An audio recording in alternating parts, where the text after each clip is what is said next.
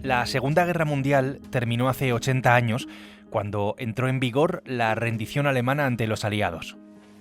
The German command agrees to the surrender of all German armed forces. Se calcula que, por lo menos, murieron 80 millones de personas en el que es el conflicto más sangriento de la historia. Una guerra que cambió el mundo, lo cambió para siempre, hasta hoy. De la Guerra Fría entre la Unión Soviética y Estados Unidos como superpotencias a la alianza entre Europa y América. Algo que parecía del todo indestructible, pero que no sabemos si va a sobrevivir a Donald Trump. Estas son las claves para entender el mundo de hoy, 80 años después. Soy Javier Atard y hoy es jueves, es 8 de mayo. El Mundo al Día, un podcast del Mundo.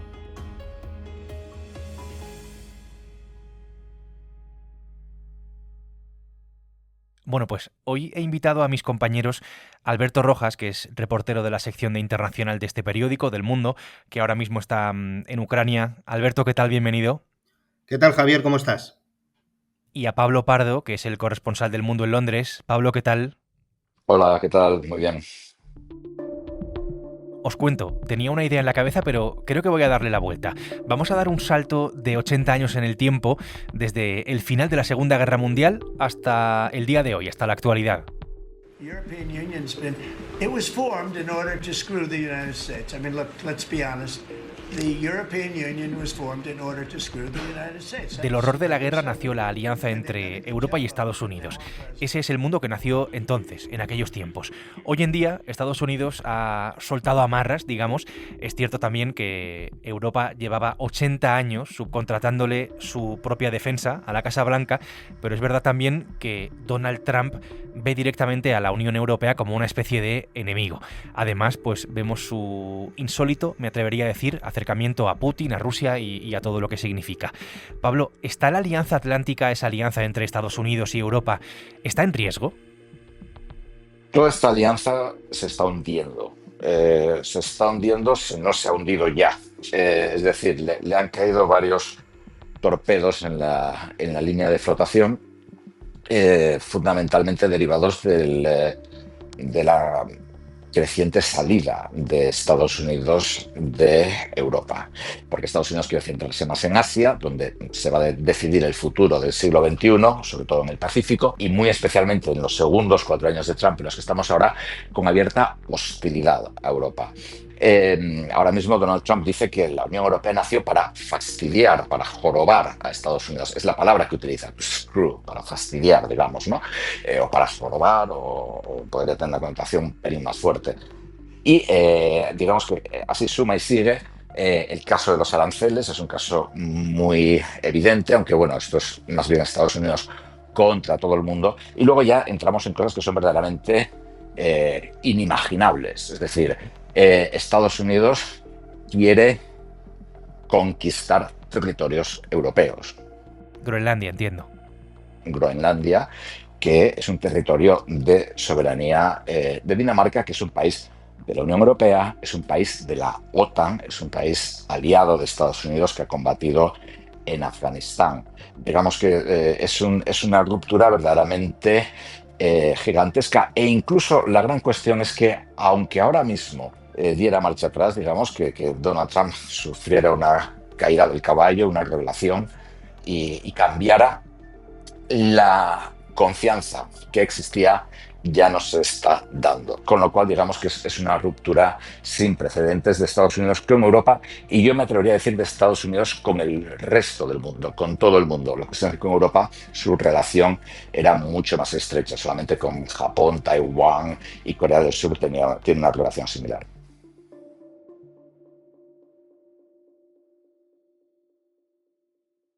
Desde luego, ¿quién nos iba a decir que 80 años después de todo eso, del final de la Guerra Mundial, estaríamos así, ¿no? Estaríamos hablando en estos términos y sobre estas cuestiones.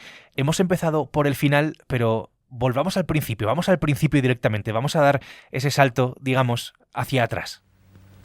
The flags of freedom fly all over Europe. Vamos a situarnos en Estados Unidos. En el discurso de la victoria del presidente americano de entonces, de Harry Truman, llegó a decir en aquellas palabras que las banderas de la libertad ondeaban en Europa después del final de la guerra. Alberto, ¿cómo pudimos llegar hasta ese punto? Quiero decir, porque el contexto es muy importante. ¿Por qué se produjo, por qué se dio la Segunda Guerra Mundial? ¿Consecuencia directa de la Primera? La Segunda Guerra Mundial se produce por el ánimo expansionista y revanchista del nazismo de Adolf Hitler, del nacionalismo extremo de Adolf Hitler, pero no nos olvidemos que no es el único que inicia la Segunda Guerra Mundial. La Segunda Guerra Mundial se inicia con el reparto de Polonia y de los países bálticos por parte del Imperio, el Tercer Reich, y el Imperio Soviético de Stalin. Esas dos fuerzas son las que empiezan la Segunda Guerra Mundial. El marxismo-comunismo y el fascismo. Por continuar con la historia, cuando ya estaba todo perdido, Adolf Hitler, se suicida en Berlín. Ese es el hito, ¿no?, que marca un poco el final de la Segunda Guerra Mundial. Alberto, precisamente tú has estado hace poco allí en Berlín, justo donde esto tuvo lugar, donde sucedió hace 80 años, donde están, digamos, los restos del final del Tercer Reich. Pues la Segunda Guerra Mundial acaba con el suicidio de Hitler y de su pareja, Eva Braun, y con la rendición unos días después de las tropas alemanas, el día 8 de mayo de 1945, en el centro de Berlín, a muy pocos metros de lo que hoy ocupa un memorial a los judíos asesinados en la Segunda Guerra Mundial, pero es un sitio difícil de encontrar. La Cancillería, la antigua Cancillería, el edificio fue demolido en el año 47 y es en los sótanos de ese edificio donde se construyó lo que se llamaba el Führerbunker. Entonces, para encontrar eso tienes que llegar a un sitio que es en realidad como una urbanización bastante anodina que está edificada en esa zona, y lo que sería el parking de esa urbanización, pues ahí estaba este búnker que, según dicen algunos vecinos, la parte de arriba, las plantas de arriba, fueron demolidas para meter precisamente o para construir estos edificios, los cimientos de estos edificios, pero la parte baja, las estancias de Hitler y de su pareja, todavía siguen estando abajo, como de alguna manera selladas y inundadas de agua, como si fueran pues como el sarcófago de un rey egipcio. Wir können glücklich sein zu wissen, dass diese Zukunft restlos uns gehört. Cuando la guerra estaba a punto de llegar al final, Hitler renunció a irse, pese al avance, ¿no?, del Ejército Rojo, y tuvo un final wagneriano, por definirlo de alguna manera. ¿Qué pasó, Alberto, dentro del búnker? Con su suicidio me refiero, con la quema de los cuerpos, lo que se encontraron los soviéticos allí dentro días después. Pues fue un final patético para alguien que había aspirado a conquistar Europa. Pues él acabó prácticamente asediado por los soviéticos. Muchos colaboradores suyos le insistieron en que saliera de allí y rompiera el cerco de Berlín. Él se empeñó en no hacerlo, porque él quería morir ahí y que su muerte fuera como una especie de final de la ópera wagneriana, Wagner era su compositor favorito. Benito Mussolini, que era el aliado y el amigo también de Adolf Hitler, había muerto ahorcado boca abajo en una gasolinera. Hitler no quería acabar así, entonces estuvieron pensando maneras de suicidarse. Probaron la cápsula de cianuro con la perra de Hitler, con Blondie, y mataron a sus cachorros, y cuando vieron que funcionaba, Eva Braun se suicidó con esta cápsula y Hitler utilizó a la vez, parece, una cápsula, y además se pegó un tiro con una Walter PPK, mejor dicho, que es la misma que luego Ian Fleming le colocó en la mano a James Bond, que es una pistola pequeñita que suelen usar algunos cuerpos policiales. Y a partir de ahí, pues varios colaboradores de Hitler los sacaron al jardín, los dos cuerpos, y les prendieron fuego en un cráter de una bomba, y es lo que luego se encuentran los soviéticos cuando van buscando el cuerpo. Yesterday morning at 2:41 a.m. at General Eisenhower's headquarters, General Jodl. Наступил великий день победы над Германией. después de todo ese horror, llegó el día de la victoria para Estados Unidos, para el Reino Unido, para Francia, el día 8 de mayo, para la Unión Soviética un día después, el 9 de mayo. Después de aquello vino, evidentemente, la Guerra Fría, que todos conocemos, vino la gran alianza entre Estados Unidos y Europa, y vino el mundo que hemos conocido hasta el día de hoy y que hoy, como sabemos, pues está en riesgo de morir, ¿no? De derrumbarse definitivamente. Todo eso, Alberto, todo lo que hemos vivido después de la Segunda Guerra Mundial, es precisamente gracias a lo que pasó y a cómo pasó en la Segunda Guerra Mundial.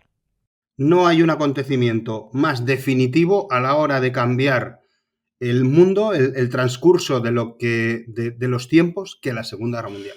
La Segunda Guerra Mundial fue capaz de crear dos grandes bloques, que es lo que Winston Churchill llamó el telón de acero, un bloque soviético socialista que empezaba en Alemania, ahí es donde se partió el mundo con esta división de Alemania y luego interiormente de Berlín, y otro mundo occidental que crearía la OTAN, la Unión Europea, y todo ese mundo basado en reglas fue capaz de construir las Naciones Unidas. Bueno, pues todo eso hoy está en cuestión desde que Donald Trump ganó por segunda vez las elecciones, por la guerra de Ucrania, por la salida de Estados Unidos abrupta a Afganistán, es decir, algunos acontecimientos que están poco a poco demoliendo ese mundo creado tras la Segunda Guerra Mundial.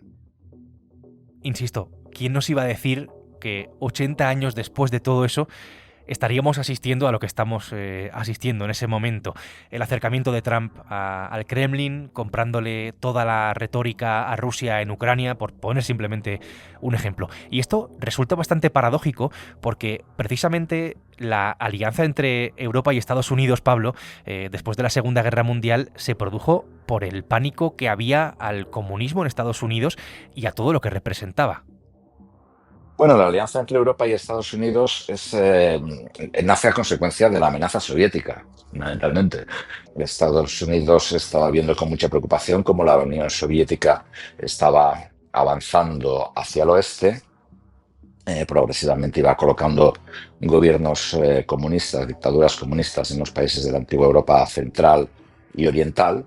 Pues bueno, a consecuencia de esto, digamos que es una unión que en un primer momento los estadounidenses no pensaban que se iba a dar, no pensaba que se iba a producir. Ellos nunca previeron una guerra fría con la Unión Soviética. Al contrario que, por ejemplo, sí Gran Bretaña, Winston Churchill, sí que tenía muy claro que iba a haber un enfrentamiento, pero entre, digamos, Gran Bretaña y la Unión Soviética.